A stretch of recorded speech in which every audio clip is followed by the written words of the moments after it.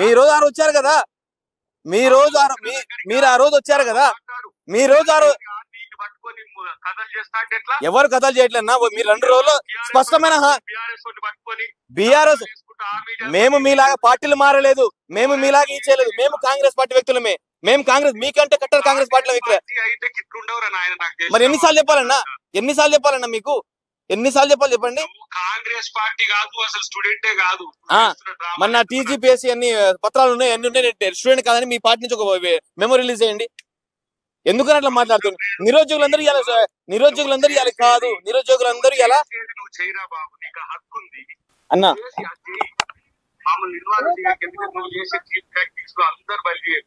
Cheap tax ఏం లేదన్నా మీరు అన్నా. ఎవరి కోసం చేయను, గతంలో కాంగ్రెస్ పార్టీ కోసం చేశాను, ఇప్పుడు కూడా ఆ పార్టీ కోసం చేస్తున్నాం. కానీ చీప్ ట్రిక్స్ ఆ మాటలు నిరుద్యోగులకు మీరు మాట్లాడకండి, నిరుద్యోగుల తరపున మాట్లాడకండి అన్నా. సరే చూద్దాం అంటే బెదిరించే ప్రయత్నాలు చేస్తున్నాను. నాకు ఎవరితో సంబంధాలు లేవన్నా. మీరు బరాబర్ నోటిఫికేషన్ ఇవ్వండి. మీరు బరాబర్ నేను ఎక్కడ ఉన్నాను, లైబ్రరీలో ఉంటాను. నా లైబ్రరీ కొత్తపేటలో ఉంటది, అక్కడే ఉంటాను 2 రోజుల్లో కూడా. మీరు వచ్చే ప్రయత్నం కూడా అక్కడ చేయండి, కొట్టే ప్రయత్నం, బెదిరించే ప్రయత్నం కూడా చేయండి. నిన్ను ఎవరు ఆడిపించినా ఏం ఆడిపించినా ఇవన్నీ కూడా తెలియని కావు అన్నా. ఇవి మీడియాతో ఉండి వాళ్ళతో చెప్పించేసి టీఆర్పీ కొరకు లేకపోతే యూట్యూబ్ లో కొట్టుకోవడం కొరకు కాదు. ప్రజల కొరకు చేయి, విద్యార్థుల కొరకు చేయి. అప్పుడు విద్యార్థుల కొరకు 9 నెలల నుంచి గ్రూప్ 1 మీద కేసులు ఇస్తున్నా. గ్రూప్ 1 29 మీద మీలాగా ఎక్కడ ఉండలేదన్నా. బీడిత వర్గాలకు అణగారి వర్గాల పిల్లలకు అన్యాయం జరిగినప్పుడు రోడ్డు మీద కొట్లాడినా. నేను 9 నెలలకి సుప్రీంకోర్టు నుంచి కోర్టులో తిరుగుతున్నా. నేను మాట్లాడలేదా? మీరు ఎప్పుడైనా మాట్లాడారా పిల్లల గురించి? ఇలా బడుగు పడిన వర్గాల పిల్లల గురించి ఎక్కడైనా మాట్లాడారా అన్నా? చీప్ టాక్టిక్స్ గా మీరు ఇలా నిరుద్యోగులందరినీ ఇలా చేసే ప్రయత్నాలు చేస్తున్నారు. ఎక్కడన్నా ఎంతమంది వచ్చిండ్రు? ఎక్కడన్నా నువ్వు మొన్న ఒక రోజు ఫోన్ చేసి అన్నా ఎందుకు కలవాలని అంత వచ్చినవా?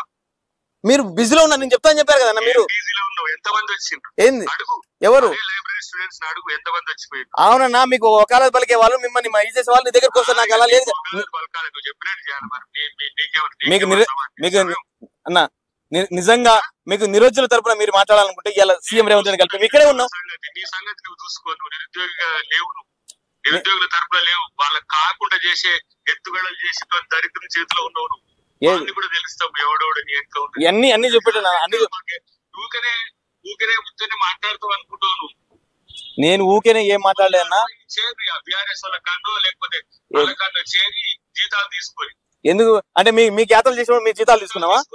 మీకోసం యాత్రలు చేసినప్పుడు మీ జీతాలు తీసుకున్నావా అన్న? అది కాదన్నా, మీకోసం యాత్రలు చేసినప్పుడు మీరు జీతాలు తీసుకున్నావా చెప్పండి. అట్లే చెప్తారు కదా, మీరు అట్లే మాట్లాడుతారు కదా. నువ్వు ఇట్లనే సిన్సియర్ గా ఉండరా బాబు. నిజంగా ఇంద్రా నాయక్ అంటాడు, స్టూడెంట్స్ కొరకు కొట్లాడినట్టుంటాడు. ఇట్లా ఉండు నువ్వు. నిజంగా నేను చెప్తున్నా కదా, నువ్వు ఇట్లనే ఉంటే నువ్వు అనుకున్నట్టే విద్యార్థులకే మంచి జరుగుతుంది. ఎవడో చెప్పినట్టు నేను నిరుద్యోగుల పక్షపాతాన్ని ఉంటానన్నా, నిరుద్యోగుల తరపునే ఉంటాను అన్నా. నేను కూడా చెప్తున్నాను, మీకు కూడా చెప్తున్నాను అన్న. ఎందుకంటే మిమ్మల్ని ఇబ్బంది పెట్టే ప్రయత్నమో మిమ్మల్ని ఏదో చేయాలని ప్రయత్నం మాకైతే లేదు. మీరు నిజంగా మా సమస్యను తీసుకెళ్ళండి. అప్పుడు మేమే మీ దగ్గరకు వచ్చి నువ్వు ఇబ్బంది పెట్టినా అన్నా, నువ్వు ప్రాపగండా చేసినా అన్నా, నువ్వు ఏమి చేసినా మేము విద్యార్థుల కొరకు చేసిన చేయండి. అదే మంచిదన్నా. మీరు చేసిన ఒకటే, నేను చేసిన ఒకటే. మామూలు ఫస్ట్ పొలిటికల్ లీడర్ అనుకునే స్థాయికి వచ్చేసి రోల్ కావడానికి చేసుకుంటారు. నేను నాకు ఏ ఉద్దేశం లేదు. మీరు కనుక నిజంగా నోటిఫికేషన్ ఇస్తే లైబ్రరీలో కూర్చొని జాబ్ కొట్టి మీ దగ్గరకు వచ్చి మాట్లాడు. రాబోయే త్వరలో అంటారు. అంగన్వాడీలు అంటారు, ఆర్టీసీలు అంటారు, గ్రూప్ 1 ఎక్కడ, గ్రూప్ 2 ఎక్కడ, గ్రూప్ 3 ఎక్కడ, ఇవన్నీ నోటిఫికేషన్లు కావన్నా. అరే బాబు, మొన్న ఇదంతా మాట్లాడింది ఎందుకు? వాళ్ళు వచ్చేది వాళ్ళు ఏదో నీకు పక్క నుండి రాసుకుంటానికి వేసుకుంటానికి తప్పితే ఏమిటికైనా పనికి వస్తుంది. ఒక స్టూడెంట్ నువ్వు మెయిల్ చేసినావు, వాళ్ళని జరగొట్టి మరి తప్పే. ఎందుకు మెయిల్ చేయలేదన్నా? ఎందుకు మెయిల్ చేయలేదు? ఇవాళ ఎంత నిరుద్యోగులు ఎంత ఆవేశం ఉందో, ఆగ్రహం ఉంది. ఇలా గవర్నమెంట్ తెలిసింది. నేను చేసిన ఒక చిన్న ప్రయత్నం వల్ల మీరు వస్తారని తెలుసు కన్నా. మీరు రాకపోతే వేరే వాళ్ళని అడిగే వాళ్ళం. ఆ పొజిషన్ ఎవరైతే వచ్చే వాళ్ళని అడుగుతాం. ఎందుకు రారన్నా? అంటే ఓట్ల కోసం అయితే వస్తారు కానీ మీరు ఇలా ఉద్యోగాల కోసం అయితే రారన్న. ఏ డ్రామాలు లేదు. అన్న మీరు ఆ మాటలు మాట్లాడకండి ప్లీజ్. మీరు ఉద్యమాలు చేసినట్టు, మీరు డ్రామాలు చేసినట్టు, మీరు ఉద్యమాలు చేసినప్పుడు కాంగ్రెస్ పార్టీ రాలేదు, మేము బస్ యాత్ర అన్న. నేను చెప్పేది మీరు ఇట్లాంటి డ్రామాలు చేస్తున్నారే, ఎవరు మీ దగ్గరికి రావట్లేరు. మీతో మాట్లాడడం అంటే ఎవరు కూడా ఇష్టపడతారు. ఎందుకంటే గిట్టే కైకే అంటారు కదా, దాకా ట్రోల్ అయినట్టు మనం ట్రోల్ అయితే ఏం ట్రోల్ తో వచ్చేది, ఇప్పుడు ట్రోల్ తో వచ్చేది జనానికి మేలు జరిగేది కాదు. పెంచుకొని లక్ష వ్యూస్ తోని వాళ్ళకు పని లేక వాళ్ళు చేస్తారు కదా, థంబ్నెయిల్స్ పెడితే 1,00,000 వ్యూస్ 2 లక్షలు ఏమైతుంది దాంతో? ఒక్క స్టూడెంట్ జీవితం బాగుపడుతుందా? చేసే పనులతో ఇలా వేరే నోటిఫికేషన్లు వస్తాయి, మేము చేసేది చేస్తున్నాం. కానీ నీలాంటి వాడు కొట్లాడితోడు ఇట్లా అన్నా ఇట్లా అన్నా అని ఏం లాభం దాంతో? ఇప్పుడు మీరే అంటున్నారన్నా, మీరు పెయిడ్ ఆర్టిస్ట్ అని వాళ్ళ దగ్గర తీసుకున్నారని వీళ్ళ దగ్గర తీసుకున్నారని. మీ దగ్గర రాజ్య అధికారం ఉందన్న, మీరు అన్ని నిరూపించే ప్రయత్నం చేయొచ్చు. ఇంకోటి ఆ డ్రామాలు చేయాల్సిన అవసరం ఏముందన్నా? మీరు నిజంగా నోటిఫికేషన్ ఇచ్చింటే మేమే మీ భుజాలు ఎత్తుకునే వాళ్ళం కదా అన్న. నాతో మాట్లాడేటప్పుడు సిన్సియర్ గా మాట్లాడు. సిన్సియర్ గానే మాట్లాడుతున్నా. నిజంగా అన్న వాళ్ళు కలిపే ప్రయత్నం చేయమని చెప్పారు ఆ రోజు. అద్దంకి దగ్గర వచ్చారుగా, మీకు ఒక మాట చెప్పారు. మీరు వాళ్ళ ఎజెండా ఏముందన్న? నా ఎజెండా ఎవరి ఎజెండా? నిరుద్యోగుల ఎజెండే కదన్న ఇక్కడ. ఎవరి ఎజెండా అయినా అన్న, నేను ఆ రోజు నేను ఎవరి కోసం చేస్తే నిరుద్యోగుల తరపున చేస్తాను. వాళ్ళ కోసమో వీళ్ళ కోసమే కాదన్నా. మీరు ఒకవేళ నీ ఎగ్జిక్యూషన్ వెనుక వేరే ఉద్దేశాలు ఉంటాయి కాబట్టి నిన్ను ట్రస్ట్ చేస్తలేరు ఎవరు. అది ఫస్ట్ నీ క్రెడిబిలిటీని కాస్ట్ చెక్ చేసుకో.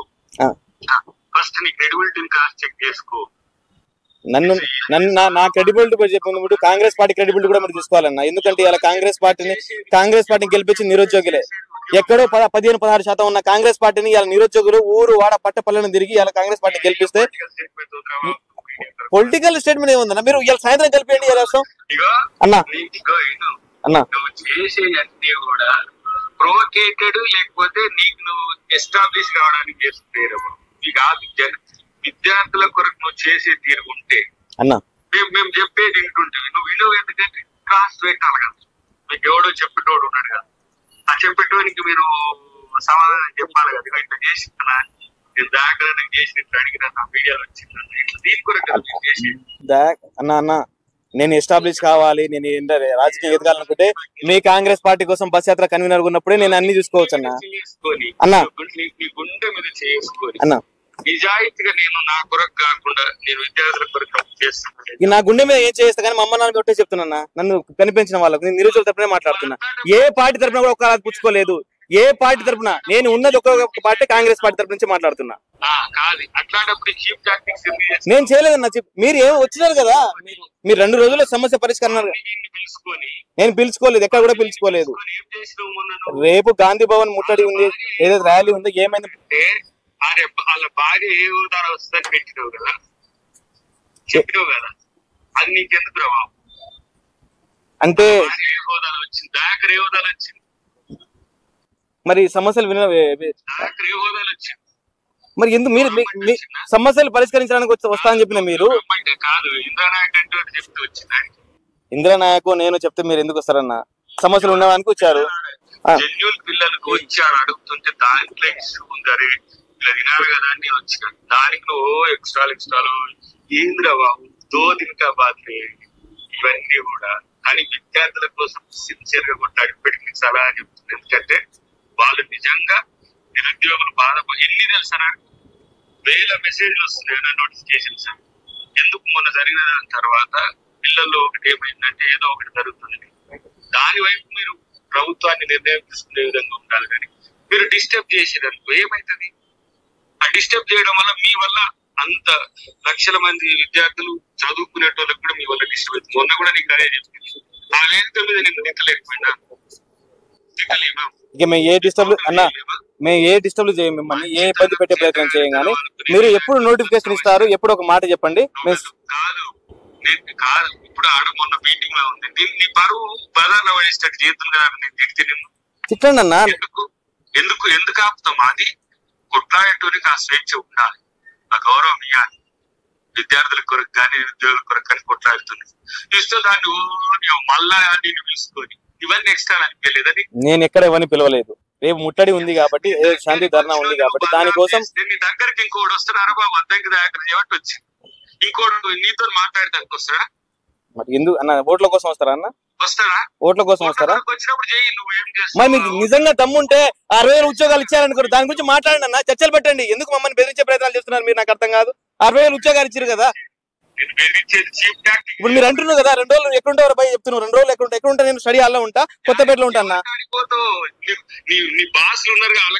నా బాస్ ఎవరు? నా బాస్ ఉన్నది ఒక రేవంత్ రెడ్డి గారే, ఓకేనా? ఇంకేమైనా ఉన్నారా? నాకు ఏకైక బాస్ రేవంత్ రెడ్డి, కాంగ్రెస్ పార్టీ రాహుల్ గాంధీ, వాళ్ళ బాసే నాకు. వాళ్ళు చిక్కడపల్లి లైబ్రరీకి వచ్చి హామీ ఇచ్చారు. మీరు మీ పక్కనే, నేను మీ పక్క ఊరే నల్గొండలో నాగన్న సాగర్. చెప్పండి మా ఊరి పేరు అడగండి, మా నాన్న పేరు అడగండి. నా ఊరైతే మాత్రం నష్టమైందా? నా వాడైతే మాత్రం నష్టమైంది. జనం కూడా కొట్లాడు. ఇలా నిరుద్యోగ తరపున కొట్లాడుతున్నాం అన్న. సరే, ఇవన్నీ మాకు ఎప్పుడు కల్పించే ప్రయత్నం చేస్తారు. సమస్యలు బాధల కొరకు కొట్టాడు కానీ ఎవడో ఇచ్చే పేమెంట్స్ కొరకు చేయలేదు. మళ్ళా నిరుద్యోగులు పేమెంట్స్ బ్యాచ్ అని పెయిడ్ ఆర్టిస్ట్ అంటున్నారా మీరు? మీరు దీన్ని ఎవడు పెట్టిండో ఫేస్బుక్ లలో, ట్విట్టర్ లలో అని చూసుకో. ఎవడు మీ పెడుతున్నాడు, ఎవరికి మెయిల్ చేస్తున్నాడు? విద్యార్థులకి మెయిల్ చేస్తలే మీరు. అర్థమైందా? మంచిగా తీసుకురా అందరూ. నిరూపించండి అన్న, నిరూపించండి. ఎవరు తీసుకుంటున్నారు? అందరు మీడియా అంతా తీసుకుంటారు అన్న. దాని కొరకు, విద్యార్థుల కొరకు కాదు. సరే మీరు ఎట్లా అనుకుంటే నిరుద్యోగులతో మాట్లాడండి, సమస్యలు ఉన్నాయి పరిష్కరించండి. తొందరగా డేట్ చెప్పండి, మాకు ఎప్పుడు ఒక అవైలబుల్ ఉంటుంది అప్పుడే వస్తాం. నీకు చెప్పాల్సిన అవసరం ఎందుకు లేదంటే, నువ్వు మొత్తం బ్యాచ్ వేరే. అందుకనే నీ బాస్ ఉన్నాడు, నేను ఎవరైతే రియల్ స్టూడెంట్స్ ఉన్నారో వాళ్ళకి చెప్తాం. అర్థమైందా?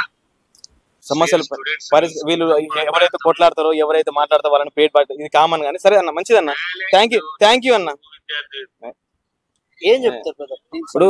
మీరు విద్యార్థి కాదంటున్నారు. ఇప్పుడు మీరే చూసారు కదా. ఇప్పుడు ఎవరైతే కొట్లాడుతున్నారో, ఎవరైతే చేస్తున్నారో వాళ్ళని పేరు ఆర్టిస్ట్ చెప్తూనే ఉన్నారు. మేము వీళ్ళ కోసం కొట్లాడలేదా? యాత్రలు చేయలేదా? ఎవరు మీ బాస్? మా బాస్ ఏకైక బాస్ ఒకటి రాహుల్ గాంధీ.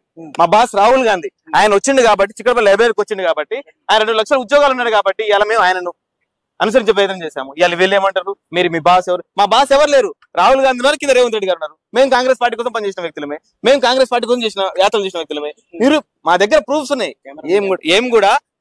ఏం కూడా అబద్ధాలు ఏం మాట్లాడతలేము మేము. అన్ని ప్రూఫ్స్ ఉన్నాయి. కాంగ్రెస్ పార్టీ కోసమే పనిచేసిన వ్యక్తులం మేము. ఇలా కాంగ్రెస్ పార్టీ కోసం, నిరుద్యోగుల కోసం ఇలా నోటిఫికేషన్ ఏమని చెప్తున్నాము. ఇలా ఏం మాట్లాడుతున్నారా దయాకర్ గారు? చీప్ ట్రిక్స్ మాట్లాడుతున్నారు. అంటే ఇలా నిరుద్యోగులు చీప్ ట్రిక్స్ ఆడుతున్నారా?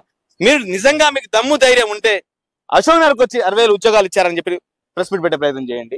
లేకపోతే మేము నోటిఫికేషన్ ఇస్తున్నామని చెప్పేసి దాని మీద ఏమైనా సమస్యలు ఉంటే విన్నవించే ప్రయత్నం చేయండి. అవన్నీ కాదు. వాళ్ళకు ఎంతసేపు కాలాన్ని పొడిగించాలి. కాంగ్రెస్ అంటేనే కమిటీలు అంటే కాంగ్రెస్. ఇలా ఒక మాట చెప్తున్నాను, నేను ఎవరు మనిషిని ఇలా బీఆర్ఎస్ ఉందా బీజేపీ పక్కన పెడితే, నేను ఫస్ట్ నిరుద్యోగుల తరఫున కాంగ్రెస్ పార్టీ కోసం బస్ యాత్ర చేసిన వ్యక్తిని. నేను వాళ్ళ గురించి తక్కువగా మాట్లాడలేను. గత బీఆర్ఎస్ ప్రభుత్వం చేసిన అన్యాయాలను వద్దని చెప్పేసి ఇలా కాంగ్రెస్ పార్టీని గెలిపించుకున్నాం. అంత మాత్రాన్ని ఇలా వీళ్ళ కోసం అంటే వీళ్ళ వ్యతిరేకంగా మాట్లాడితే ఇలా బీఆర్ఎస్ పార్టీ వ్యక్తి అయితాను నేను. కాబట్టి ఒకే ఒక చెప్తున్నాను, నిరుద్యోగులు ఏవైతే ఉన్నారో మీరు నిజంగా వీళ్ళ మీద నమ్మకం పోయింది ఇప్పటి నుంచి. అసలు ఇప్పుడైతే అసలే పోయింది. ఎందుకంటే వీళ్ళు 2 రోజులు అని చెప్పేసి ఇలా 1 రోజులు అయిపోయింది. డయాగ్రామ్ కూడా మాట్లాడారు. ఎందుకని మాట్లాడిన తర్వాత ఏమంటే మీరు చీప్ ట్రిక్స్ అంటున్నారు. ఆ రోజు మేము మాట్లాడితేనేమో నిరుద్యోగులు మాట్లాడాలని చెప్పిండు, ఉద్యమంలో రావాలని చెప్పిండు, ఎన్ని మాటలు చెప్పిండు. ఇప్పుడు ఇవన్నీ మాట్లాడుతుంటే ఏమంటారంటే మీరు ఇలా పెయిడ్ బ్యాచ్ ఆర్టిస్ట్ అని మీ వెనకాల ఎవరో ఉన్నారని చెప్పేసి మాట్లాడుతున్నారు. ఇదంతా అంటే నిరుద్యోగం మోసం చేసే ప్రయత్నం. నన్ను కాదు, నన్ను మోసం చేస్తే ఏం కాదు. ఎందుకంటే నేను 2 సంవత్సరం ఉంటా, 2 సంవత్సరం వెళ్ళిపోతా, ప్రైవేట్ జాబ్ చూసుకుంటా. కానీ ఇవాళ ఎవరైతే ఉన్నారో 33 లక్షల మంది నిరుద్యోగులు అయితే ఉన్నారో వాళ్ళని మోసం చేసే ప్రయత్నం వీళ్ళు కాంగ్రెస్ పార్టీ చేస్తున్నది. కాంగ్రెస్ పార్టీ వ్యతిరేకంగా ఎక్కడ పోవట్లేము. కాంగ్రెస్ పార్టీ సిద్ధాంతాలు అందరూ గౌరవిస్తున్నారు. ఇవాళ 2 లక్షల ఉద్యోగాలు మీరైతే ఏదైతే మేనిఫెస్టోలో పెట్టారో ఆ హామీలనే మేము నెరవేర్చడానికి కోరుతున్నాం. కానీ మాకేదో విల్లాలు, కార్లు, మాకు ఎమ్మెల్సీ పదవులు ఇవ్వని చెప్పి ఎవరు కూడా ఏ నిరుద్యోగి కూడా ఇలా ప్రెస్ మీట్ పెట్టే ప్రయత్నం చేయలేదు. సమస్యలు ఉన్నాయి. ఇలా జేఎల్ సమస్య ఉంది, డిఎల్ సమస్య ఉంది, గ్రూప్ 1 ఉన్నాయి, గ్రూప్ 2 ఉన్నాయి, జియో 20 ఉంది, 46 ఉన్నాయి. ఎన్ని సమస్యలు ఉన్నాయి. ఇవి విన్నవించే ప్రయత్నం చేయండి. రేవంత్ రెడ్డి గారికి ఒకే చెప్తున్నాం, మీ పార్టీ కోసం బదనాం చేసే వాళ్ళు కొంతమంది ఉన్నారు. వాళ్ళని నమ్మకండి. నిజంగా జెన్యూన్ గా కిందకు పోరాడుతున్న వ్యక్తులు ఉన్నారు. వాళ్ళని పిలిపించి మా సమస్యని షార్ట్అవుట్ చేసే ప్రయత్నాలు చేయండి. ఎవరైతే మధ్యలో ఉన్న వాళ్ళు ఉన్నారో వాళ్ళ అధికారం కోసం, వాళ్ళ మంత్రి పదవుల కోసం, అధికార దాహం కోసం మాట్లాడే ప్రయత్నాలు చేస్తున్నారు. కానీ ఇలా దయాకరణ మాట్లాడుతున్న విషయం ఏంటంటే ఇలా మీరు అసలు నిరుద్యోగులే కాదంటున్నారు. మేము గ్రూప్ 2 రాసినాం, గ్రూప్ 3 రాసినాం, గ్రూప్ 1 రాసాం. ఎందుకు రాలేదు కూడా క్వశ్చన్ మీరు అడగొచ్చు. ఎందుకు రాలేదు వీళ్ళు అన్ని రాసినా కూడా? ఎందుకంటే మాకు ఎందుకు రాలేదంటే మేము కాంగ్రెస్ పార్టీకి యాత్రలు చేసినప్పుడు మేము బయటకు వచ్చినప్పుడు తిరుగుతున్నాం. మాకు టైం సరిపోలేదన్న. వాస్తవానికి మాకు టైం సరిపోక మేము వీళ్ళ కోసం ఆఖరికి ఎంపీ ఎలక్షన్ లో కూడా వీళ్ళ కోసం తిరిగాం. ఎంపీ ఎలక్షన్స్ కోసం. మళ్ళీ ఇప్పుడు వస్తే మా జీవితాలు మారుతాయని చెప్పేసి కొత్త నోటిఫికేషన్ ఇయ్యండ్రా బాబు అని చెప్పి మాట్లాడుతుంటే ఇలా పెయిడ్ బ్యాచ్ ఆర్టిస్ట్ అంటున్నారు. కాబట్టి ఇలా నిరుద్యోగులు అందరూ గమనిస్తున్నారు ఎవరు నిజంగా పోరాడుతారు, ఎవరు నిజంగా పోరాడలేరు, ఎవరు నిరుద్యోగులు ఉన్నారు, కాంగ్రెస్ పార్టీ అందరికీ తెలుసు. కాబట్టి రేపు ఏదో శాంతి ధర్నా ఉందో అందరం ఎవరైతే అన్ని సమస్యలు ఉన్న వాళ్ళు ఒక వినతి పత్రం రూపంలో మనం శాంతియుతంగా గాంధీ భవన్కి వెళ్ళి మాట్లాడే ప్రయత్నం చేద్దాం. వాళ్ళు ఉంటారా ఉండరా అనేది వాళ్ళ విజ్ఞతకి వదిలిపెడదాం. మన సమస్యను అయితే ఫస్ట్ అయితే గాంధీ భవన్ తీసుకెళ్ళి మాట్లాడదాం. Thank you.